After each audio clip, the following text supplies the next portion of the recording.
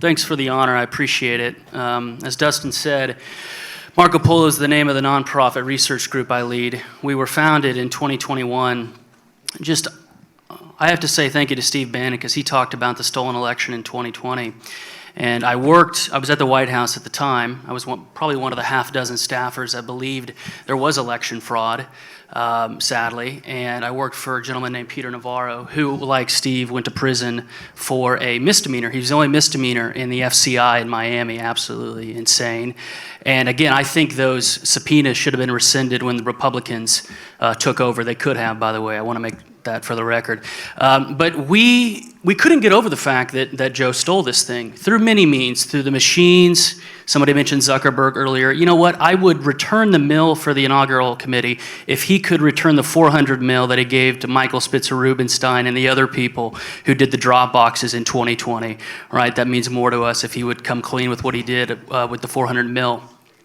But we couldn't get over the fact that Joey helped osteoporotically steal the election, and we set out to put together this book on the Biden laptop, which you all can read for free online. I have a physical copy with me here today. I have a couple books to distribute.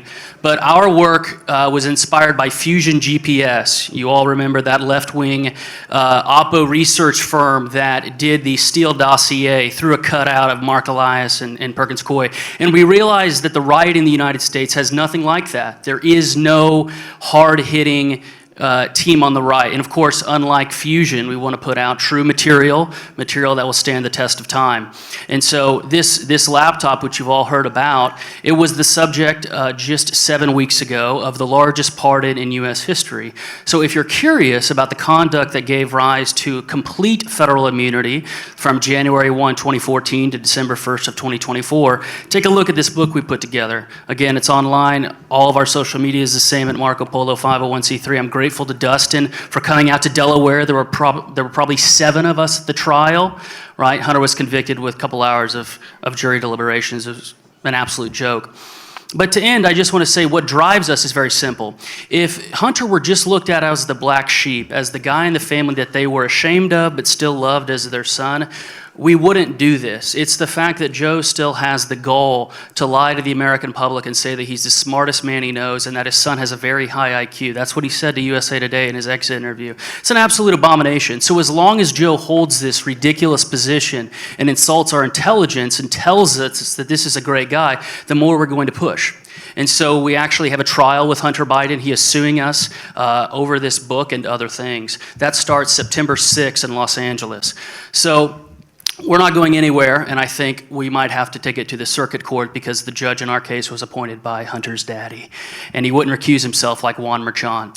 So again, thank you for this honor. It's a great honor. I appreciate it. I appreciate everybody reading the book, and of course we have a $1,000 bounty for any material error. Tell that to every shit-lib person in your life if they can make an easy $1,000. But of course it's all real. Think about over the past 3+ years, not a single email has been identified as fraudulent. Not a single one. And you know, going out the door, we may look into this insurance scheme whereby Hunter may have been insured 150% on his doodles.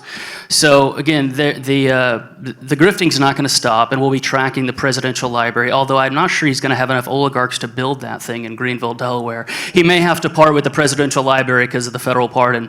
But we're going to keep on this story and other stories like it. We welcome all tips. We were, before anybody else, leaked 5 suspicious activity reports from inside JP Morgan. That's basically what got our group on the map. So if you have any insider information about the Bidens or any other corrupt figure in American life, we would gladly take it. Thank you very much.